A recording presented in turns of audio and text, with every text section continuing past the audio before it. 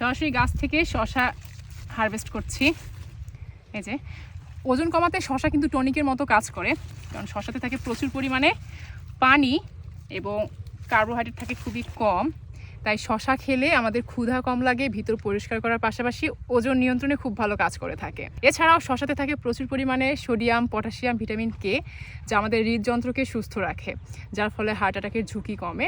এছাড়াও শশা খেলে আমাদের ত্বক ভালো থাকে, চুল ভালো থাকে, নখ ভালো থাকে, এর অনেক উপকারিতা রয়েছে। আর রোজা রেখে শশা খেলে আমাদের পানি শূন্যতা দূর হয়, কারণ শশাতে থাকে প্রায় 95% পানি। তাই পানির ঘাটতি দূর করতে এবং শরীরকে হাইড্রেট রাখতে রোজা রেখে ইফতারিতে শশা খেতে পারেন। এখন আমি আছি একটি শশার খেতে।